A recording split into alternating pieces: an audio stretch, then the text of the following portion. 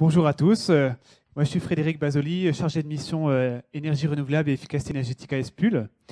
Donc, je vais juste prendre le relais pour expliquer pourquoi on a conçu cet événement et pourquoi on vous le propose aujourd'hui dans le cadre du Congrès Bâtiment Durable. Donc, via ce projet européen, on a un peu eu les moyens de se pencher sur ce sujet qui est complexe et dont on a chacun à travers nos métiers une vision partielle et souvent beaucoup de questions sur le lien entre objets numériques qui prolifèrent d'un côté et consommation d'énergie dans les bâtiments qui ont toujours tendance à bien décrocher par rapport aux consommations prévisionnelles. Donc la question, c'est de se dire, mais est-ce que tous ces objets connectés qui font partie en ce moment des prévisions de croissance de l'Europe et de la France qui font travailler autant d'ingénieurs, est-ce qu'ils peuvent servir véritablement à faire baisser les consommations ou au moins à les mesurer de manière efficace? Donc c'est la question qu'on a essayé de creuser. Et là, donc, comme vous, sur ce sujet-là, du coup, on a vraiment tâtonné. Et l'idée, c'est de, comme toujours dans les 5 à 7, pour ceux qui ne connaissent pas cet événement, c'est de proposer aux pros du bâtiment des solutions et des retours de terrain concrets. Donc c'est ce qu'on va essayer de faire aujourd'hui avec 4 intervenants. Et vous avez vu également que sur le pont, là, vous pourrez les rejoindre également tout à l'heure à la pause. Il y a aussi des exposants qui ont des solutions. La société Fishplay, la société Greenprise, qui proposent des solutions techniques pour répondre à ces enjeux-là. Et parmi les présentateurs, on va plutôt avoir des gens qui vont proposer des retours d'expérience des projets de The4Biz et d'autres projets en lien avec les usagers. Parce que ça qui est difficile, c'est qu'on a des solutions techniques d'une part, et or, il n'y a aucun ingénieur ou technicien qui peut se dire « tiens, cet objet-là, il va marcher dans la tête de quelqu'un ». C'est vraiment un sujet qui est très psychologique, très humain. Et du coup, vous verrez que dans cette présentation des 5 à 7, qui sont en général assez techniques, on a fait appel aussi à des gens qui sont experts en psychologie sociale. Et les projets dont on va parler, The4Biz à Lyon et le projet Vivacité, outil de la métropole de Grenoble. À Grenoble, ce sont des projets qui ont fait un lien fort avec les usagers et avec également des sociologues ou des psychologues sociaux dans les groupements. Donc on va faire appel à 4 intervenants. Donc je vais juste donner rapidement leur nom et ensuite ils se représenteront. On aura d'abord Monsieur Thomas Bondou de la société Fishplay qui va faire un point sur la réglementation thermique, puisque dans la réglementation thermique 2012, il y a une obligation d'informer les utilisateurs sur leur consommation dans les bâtiments.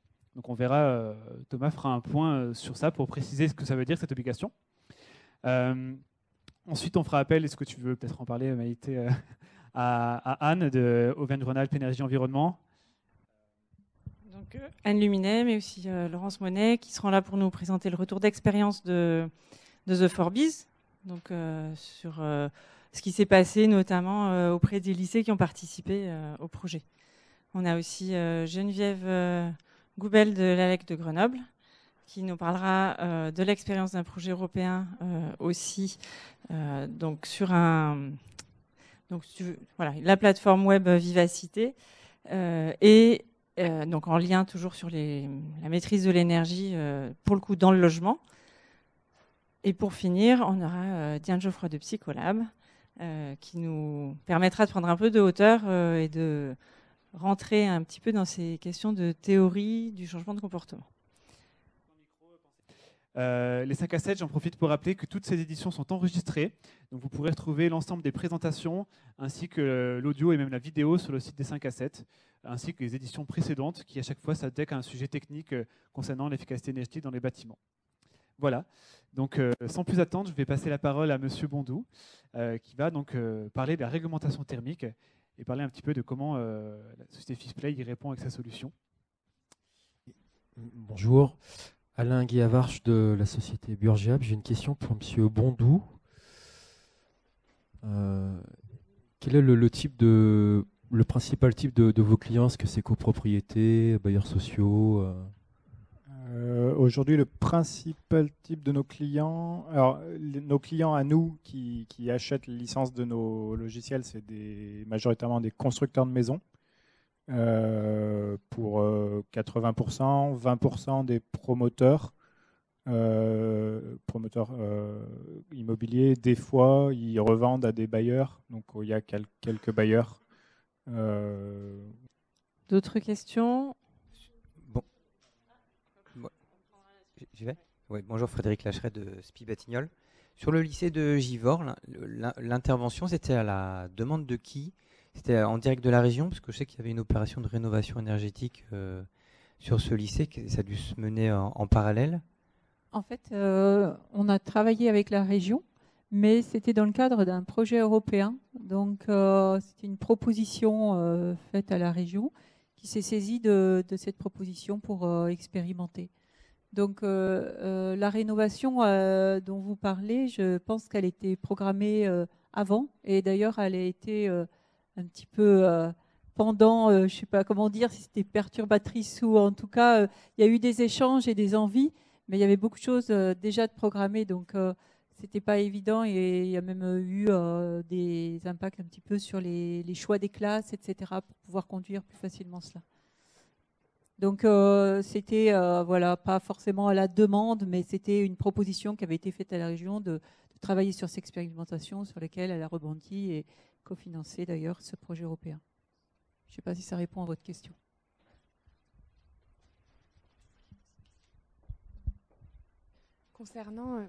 Concernant le chiffre des 1% de retour d'usage là, sur les solutions de comptage, est-ce que c'est 1% sur les 3 solutions que vous préconisez, ou est-ce que vous avez un chiffre un peu différent par rapport au... Notamment, moi, je vois un gros frein sur la saisie des données. Est-ce que c'est lié à ça, ce mauvais retour entre guillemets utilisateurs, ou est-ce que vous avez d'autres pistes qui permettent d'expliquer un peu...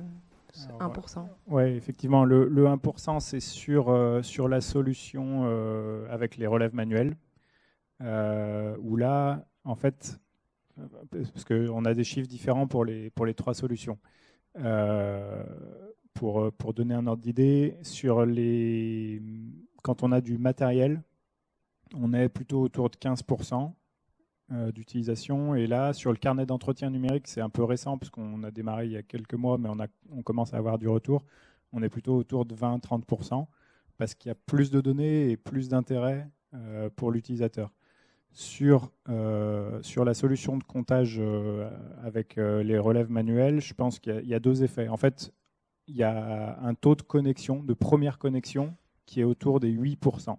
Sur les 50 000 logements livrés. Et là, je pense qu'il y a 2 effets. Le premier effet, c'est que les constructeurs, les promoteurs qui l'achètent, ils achètent une solution réglementaire, pas chère, et ils n'en parlent pas forcément. Ils donnent les identifiants sans préciser à quoi ça sert. Du coup, il y a une mauvaise information de l'habitant. Du coup, comme il n'est pas informé, il ne sait pas ce qu'il va trouver dedans, donc il n'y va pas à 92%. Et ceux qui y vont, ils voient effectivement qu'il faut faire de la relève manuelle. Du coup, ils le font 2-3 fois, puis ils arrêtent. Donc ça peut s'améliorer. Notamment, on travaille là maintenant avec les données des compteurs Linky pour automatiser ces relèves. Mais ça pourra surtout s'améliorer si ceux qui proposent ces outils trouvent un intérêt. Là, j'ai encore eu un cas hier, en fait, un constructeur à qui on propose des solutions, pour le coup du matériel, depuis 3, 4, 5 ans. Et à chaque fois, on lui dit attention, parce qu'il n'y a que 15% de vos clients qui se connectent. Il dit oui, moi j'ai fait mon boulot, je leur ai filé la solution, s'ils ne veulent pas l'utiliser, c'est pour eux. Et hier, il m'appelle, il me dit j'ai une grosse présentation à faire et j'aimerais bien avoir les données. Il dit, on a regardé et on dit, sur 101 maisons, il y en a 2 dont on a des données. Et du coup, il est un peu dépité, mais en même temps, on l'a averti depuis 3-4 ans que les gens ne l'utilisaient pas et lui, il s'en foutait un peu parce qu'il ne voyait pas l'intérêt. Donc voilà, il faut avoir l'intérêt de l'utilisateur, l'intérêt de ceux qui proposent les solutions aussi. Jean-Olivier Gonin, je suis installateur en domotique auprès des particuliers et des entreprises également.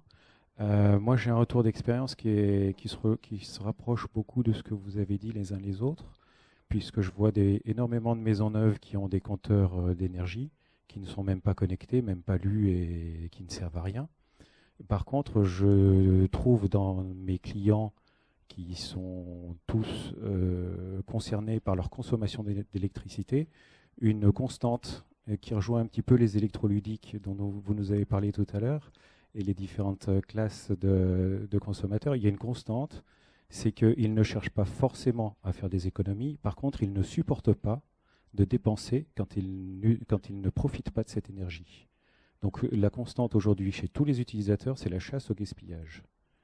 Et là, après, les motivations psychologiques, bien sûr, sont différentes, puisqu'il y en a qui vont se dire, eh bien, je sauve la planète, d'autres qui vont dire, je sauve mes sous, d'autres qui vont dire, les sous que je sauve, je les dépenserai autrement. Mais c'est vraiment une constante, et c'est pas forcément l'économie à tout crin. Alors, moi, j'ai une question, c'est comment l'ADEME, qui a publié une enquête il y a déjà quelques années, l'ADEME disait qu'à partir du moment où on suit une consommation, on affiche dans la cuisine la consommation instantanée et puis le cumul, la consommation cumulée depuis le début de l'année, il paraît que juste en sachant ces chiffres-là, on arrive à faire 10, 20, 30% d'économie. Alors je m'interroge.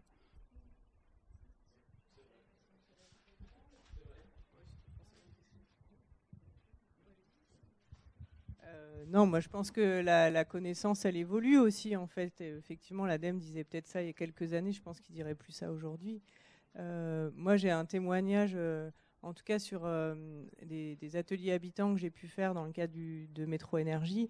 Donc j'ai au moins une anecdote à raconter d'un habitant qui est venu. En fait, on fait un premier atelier où on échange sur des bonnes pratiques pour économiser l'énergie, l'eau, etc. Et enfin moi, j'apporte pas de connaissances. En fait, j'écoute les gens parler puisqu'ils savent en fait un tas de choses, surtout ceux qui viennent. Et du coup, ils échangent, voilà, sur leurs bons trucs et astuces. Et il y avait un couple qui était là, qui étaient des gens déjà très investis, hein, parce que franchement, à part, ils faisaient peut-être pas pipi sous la douche, mais sinon ils faisaient déjà plein de trucs, quoi. Donc ils étaient quand même déjà très très engagés. Et en fait, donc ils se sont engagés sur des actions. Et puis, quand ils sont revenus 3 semaines après, on a échangé sur ce qu'on arrivait à voir ou pas sur Métro Énergie. Et en fait, à cette époque-là, en plus chez cette personne-là, on voyait que les consommations d'eau et d'électricité. On n'avait pas les consommations de chauffage. Et sur la période, en ayant mis en place des actions assez fortes, hein, parce qu'il allait rendre sa deuxième box à Orange en disant non mais en fait vous en avez donné une gratuitement mais j'en ai pas besoin, donc il l'a débranchée, il allait la rendre. Il a fait pas mal de chasse au gaspillage et on a vu baisser sa facture de 30% en électricité alors que c'était déjà quelqu'un de très engagé. Donc finalement, oui, et c'était quelqu'un de très engagé qui avait accès à Métro Énergie, donc qui connaissait ses consommations. Mais c'est vraiment le fait d'avoir été accompagné sur, bah, tiens, qu'est-ce que je pourrais faire de plus ? Ah tiens, si je testais et si je reviens derrière en parler à d'autres et que je mesure l'impact, voilà, c'est pour ça que moi je pense vraiment que on ne peut plus dire aujourd'hui, même si on l'a dit, mais nous les premiers, quand on a commencé à travailler sur les questions d'énergie, hein, on était vraiment dans donner de l'information, argumenter, ce qu'on voit bien aujourd'hui que, on a suffisamment de retours d'études et nos propres expériences pour se rendre compte que c'est pas suffisant.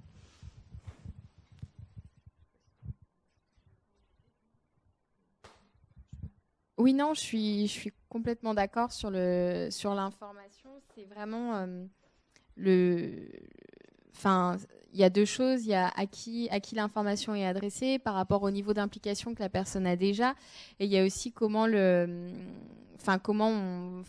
lui transmet cette information-là. Il y a des personnes qui vont avoir besoin d'avoir beaucoup de contrôle sur leur logement, alors qu'à l'inverse, il y en a d'autres pour qui ils ont besoin que tout soit très simple et ils n'ont pas envie en fait et ils n'ont pas ce besoin d'avoir du contrôle sur ce qui se passe dans leur logement, etc. Donc il y a comment dire, le fait d'adapter finalement le niveau de connaissance qu'on va apporter aux personnes qu'on a en face de soi. C'est important vraiment de se rendre compte à quel niveau en sont les gens. Est-ce que c'est des gens qui font déjà beaucoup de choses chez eux ? Est-ce que c'est des gens qui font des choses mais qui ne les font pas forcément pour un but environnemental ? Est-ce que c'est des gens... Enfin voilà, c'est important aussi de savoir un petit peu l'ancrage des personnes auxquelles on s'adresse pour pouvoir finalement derrière adapter les conseils ou les dispositifs, comment on va leur montrer l'intérêt finalement de ce dispositif-là pour pour mieux maîtriser leur consommation d'énergie. Donc il y a vraiment une cohérence à avoir qui permet de mieux vous faire entendre aussi quand vous allez même auprès des particuliers et derrière d'être sûr que le dispositif va être utilisé de la bonne manière et qu'il n'y aura pas de réactance ou de contre-effet, même parce qu'il peut y avoir aussi l'effet rebond quand on met en place des dispositifs dans les logements. Donc, il y a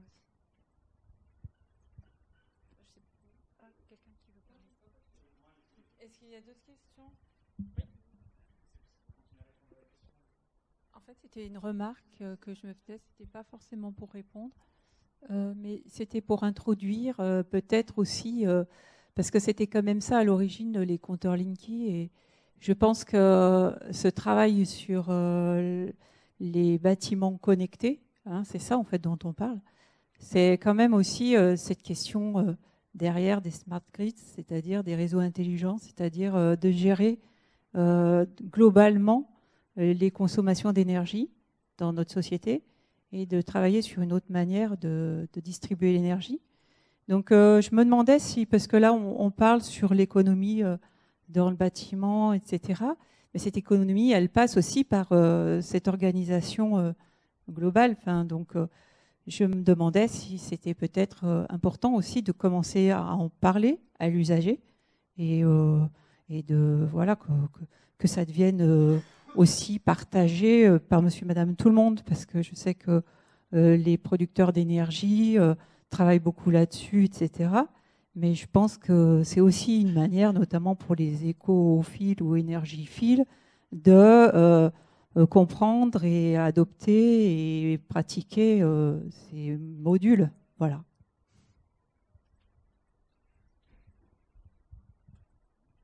Par rapport aux différents retours qui ont été faits, du coup, il y a le premier retour, c'est que finalement le numérique tout seul, on a l'impression que l'usager sans accompagnement, il s'y intéresse pas ou peu, sauf si il y a un intérêt économique du promoteur ou autre de récupérer des données et du coup d'encourager ces usages. D'un autre côté, on voit que quand vous avez des outils type métro, etc., vous avez relevé qu'il y avait vraiment un besoin d'accompagnement humain à l'usage de ces outils.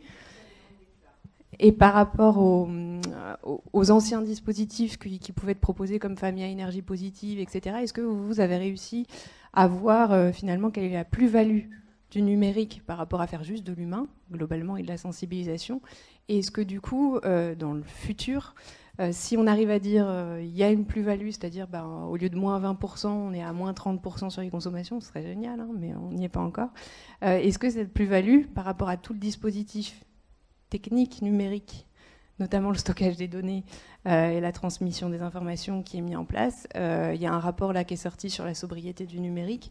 Voilà, est-ce que ces choses-là, vous les intégrez aussi dans les démarches? Parce que c'est vrai que c'est très attractif comme solution, mais quand on voit qu'il y a aussi besoin d'humains pour que ça marche, on se dit finalement on rajoute une couche à quelque chose qui existait déjà et qui marchait peut-être pas assez bien.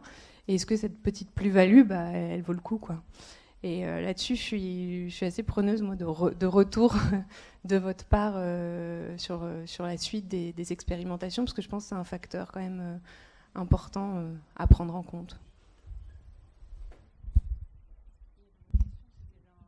Je peux juste dire que sur l'aspect consommation liée au numérique, c'est pas une question qu'on se pose dans ce projet, en tout cas. C'est plutôt, voilà, il y a une opportunité de récupérer des données des compteurs communicants. Qu'est-ce qu'on peut en faire pour que ce soit utile? C'est plutôt ça à l'entrée, mais en tout cas, aujourd'hui, on ne regarde pas du tout la consommation qu'il y a derrière, quoi. Après, par rapport à la question sur la comparaison par rapport à des familles à énergie positive, ce qu'on espère quand même, c'est arriver à toucher d'autres publics que ceux qu'on touche dans le cadre de familles à énergie positive, même si ce type de plateforme, forcément, il ne touche pas tout le monde. Déjà, il ne touche pas tous les gens éloignés du numérique, donc ça fait déjà quand même du monde. Mais voilà, ce qu'on peut en tout cas penser, c'est qu'on vise un peu plus large que les familles à énergie positive, qui sont quand même vraiment une niche dans la population, quoi. Et dans tous les cas, dans Famille Énergie Positive, il y a une plateforme aussi et il y a également un suivi des consommations. Oui, avec une saisie, tout à fait.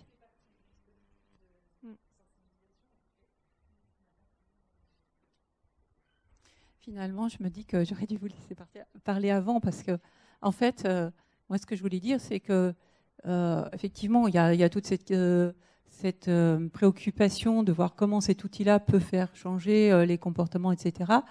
Mais peut-être que l'efficacité du système, puisqu'effectivement, on consomme aussi de la donnée, j'allais dire, d'électricité pour emmagasiner ces données, c'est peut-être globalement qu'on le trouvera. C'est-à-dire que avec cette meilleure connaissance de comment on fonctionne dans l'habitat, etc., on pourra avoir donc ces réseaux intelligents qui vont à certains moments couper l'énergie sur certains usages ou des choses comme ça. Et c'est aussi une manière de mieux connaître et de mieux répondre à des questions de planification, finalement, de l'énergie à l'échelle du territoire, mais du territoire local, mais c'est peut-être aussi national. Enfin, c'est pour ça que je dis, c'est compliqué, hein, mais je pense qu'il faut le voir dans les aspects humains, mais il faut le voir aussi dans l'évolution de la société et de la planification énergétique, quoi, et de la manière dont on travaille. Voilà, on n'est plus sur un système centralisé, ou du moins on a des productions, on a des consommations, et nos opérateurs de l'énergie et tous les acteurs de l'énergie essayent de travailler dans un environnement qui change, et un environnement qui doit s'adapter peut-être plus aux usages pour aller vers une certaine efficacité. Donc voilà, c'est peut-être là qu'on trouvera un peu d'efficacité. Sinon, j'en ai pas parlé parce que là, la question, c'était vraiment la question de l'usager aujourd'hui, mais dans cette approche métro-énergie, il y a un autre volet dont j'ai pas parlé ici, et en plus c'est un volet qui est très peu développé actuellement, mais qui est vraiment d'être un outil au service de la planification énergétique pour la collectivité. Donc du coup, on retombe sur cette question des réseaux et de la planification et des smart grids, etc. Donc ça, c'est un autre volet de la plateforme.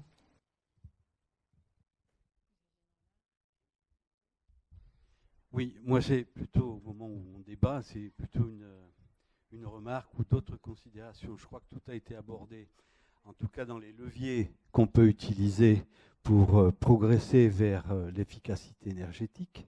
On a parlé de l'aspect normatif, pour commencer. On a parlé de l'éducation, on a parlé de l'expérimentation, on a parlé des moyens, d'une partie des moyens techniques, parce qu'il y en a une foultitude. Je crois qu'aujourd'hui, notre société dispose d'absolument tous les moyens pour faire un grand pas dans l'économie d'énergie. Mais on n'a pas évoqué, par exemple, les contextes dans lesquels on se trouvait, qui ont été des contextes définis par des grandes industries ou des lobbies. Hein, vous parlez du lobby pétrolier, du lobby électrique, qui ont dessiné, le lobby informatique, oui, tous les lobbies, alors qui ont dessiné un environnement dont on est forcément imprégné, mais il ne faut pas négliger qu'il y a aussi d'autres pistes. Il n'y a qu'à regarder simplement nos voisins européens immédiats, les plus proches, les Suisses, les Allemands, pour voir ce qu'ils ont fait dans l'utilisation de technologies. Alors je ne dis pas que c'est la panacée, mais ils sont beaucoup plus en avance que nous dans l'utilisation de certaines technologies qui conduisent à des économies d'énergie, à des efficacités énergiques et à un gain écologique énorme. Ceci ne se fait pas en France. Alors ça va se faire, parce que sous la pression, vous savez, pour moi, il n'y a pas beaucoup de moteurs. Il y a l'euro, c'est-à-dire ce qu'on a dans la poche, et puis ce qu'on respire, parce qu'on va en crever.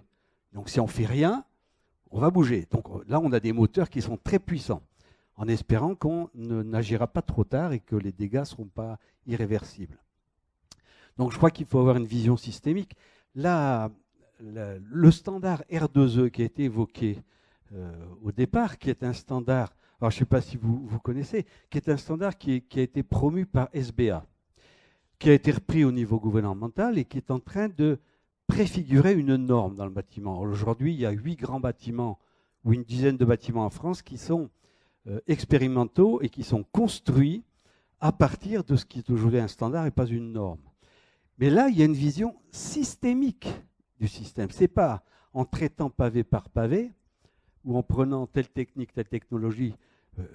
Tout à l'heure, on parlait de l'ADEME. Moi, quand je vois que Total, contribue avec l'ADEME à des travaux ou que EDF contribue à des travaux, il ne faut pas me faire croire qu'ils ne vont pas peser sur les décisions. Et des décisions qui vont aller dans l'intérêt de ces grands groupes et pas forcément dans le sens de l'intérêt collectif. Voilà. Donc moi, très bien, hein, j'ai beaucoup apprécié ces présentations, mais je crois qu'il faut avoir une vision systémique beaucoup plus large.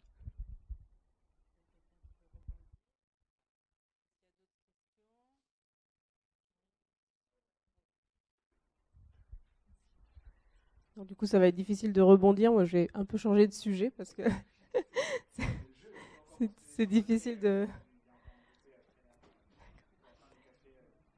Moi, je voulais revenir sur la plateforme Métro Énergie. Je voulais savoir si vous aviez envisagé l'intégration peut-être des commerces ou d'entreprises, de bureaux, autres que les usagers logements, même si c'est peut-être les profils les plus comparables. Voilà, c'était savoir s'il y a des pistes vers d'autres types d'usagers. Pour l'instant, non. On est vraiment sur une plateforme là, habitant, avec vraiment spécifique logement. Les seules choses qu'on va tester et qu'on doit encore tester, c'est l'aspect logement collectif avec répartition de la chaleur dans les copropriétés, voilà, des choses comme ça, mais on est encore sur le logement. Pour l'instant, on ne sort pas de l'habitant, quoi.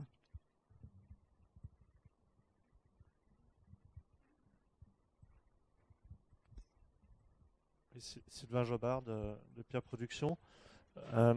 Aujourd'hui, enfin, toutes les présentations qui ont été faites, c'était très focalisé sur les économies d'énergie et l'énergie en tant que telle. Et je me demande si dans les leviers de prise de décision et de changement de comportement, il ne faudrait pas associer beaucoup plus la notion de confort, ce qui était un peu évoqué tout à l'heure, et notamment la qualité d'air intérieur, quoi, qui peut être un des leviers très puissants pour faire un changement de comportement. Et on sait qu'il y a des liens aussi très forts entre qualité d'air et économie d'énergie, quoi. Donc, par la ventilation, l'isolation, etc., quoi. Donc, je ne sais pas dans quelle mesure ça peut être croisé, mais je me dis que c'est une des pistes à explorer, quoi. Je pense que Anne, peut-être tu auras des éléments de réponse. Oui, voilà, à part si tu veux la donner aussi. Non, dans le cadre du projet européen, donc on est plusieurs partenaires, 13 partenaires de différents pays d'Europe, et ça a été une des conclusions de certains de dire qu'effectivement le levier, c'était la santé et le confort, plus que les économies d'énergie, selon les types de populations voilà, qui sont interrogés. Il y avait différents types, on avait des bâtiments d'habitation, et ça marchait mieux, on va dire, sur ces personnes-là, ces leviers-là en tout cas.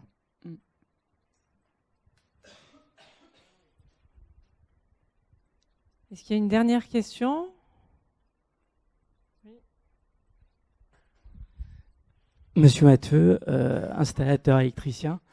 On parle souvent du gestionnaire d'énergie pour voir les consommations qu'on a et essayer de les réduire. Est-ce qu'on ne peut pas non plus, enfin moi personnellement, je le pousse en installation pour contrôler justement les constructions. C'est-à-dire, le constructeur, comme vous disiez tout à l'heure, a une norme, une obligation d'en installer un ou d'en fournir un numériquement.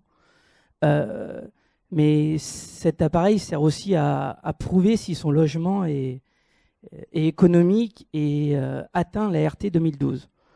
Parce que moi, personnellement, dans les installations que je vois, les chantiers, l'isolation, l'étanchéité à l'air, des fois, on est loin de la RT 2012. Hein.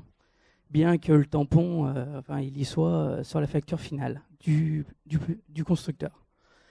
Voilà, je sais pas, c'est une question. Personnellement, moi, je pousse aussi des fois le client, alors le propriétaire, par exemple, qui construit un studio pour une location et qui va arriver à prouver que son studio consomme, je vais dire, 300 € à l'année d'électricité, eau chaude, plaque électrique, chauffage, et va arriver à le mettre sur le marché à un loyer plus élevé que les autres locations dans le même secteur, en ayant une vie, un confort de vie plus élevé que d'autres qui vont avoir froid et et qui vont consommer bien plus, tout en payant un loyer moins cher. Voilà. Ouais, je veux bien rebondir là-dessus, hein. Je suis assez d'accord. C'est-à-dire qu'aujourd'hui, la RT 2012, les études thermiques sont faites avec des paramètres qui sont fixés, notamment un qui est très important, c'est la température intérieure qui est fixée à 19 degrés. Aujourd'hui, personne ne se chauffe à 19 degrés, ou très peu de personnes. Et du coup, les constructeurs, les promoteurs, ils savent que les consommations seront plus importantes parce que l'usage réglementaire est différent de l'usage réel. Et du coup, c'est une des raisons pour laquelle, des fois, ils ne souhaitent pas instrumenter les bâtiments parce qu'ils ne veulent pas être pris en défaut par la suite, parce que il faudrait pas instrumenter uniquement les consos, il faudrait instrumenter la température, il faudrait instrumenter les temps d'usage, etc., pour prouver que la différence vient de l'usage et pas de la conception. Et c'est tellement compliqué qu'ils préfèrent ne pas instrumenter. On peut conclure du coup que non seulement on cherche à faire évoluer les comportements des usagers, mais des décisionnaires qui, à un moment donné, mettre ces solutions en place, et pour qu'elles aient un réel impact, il faut qu'on bénéficie d'un accompagnement ou d'une information plus complète. Dans tous les cas, je vous invite à poursuivre les échanges sur le pont, où a été réinstallé un petit tanka, et on vous invite à vous servir même si vous ne faites que passer, parce que ce serait dommage de gaspiller et de garder tout sur les bras.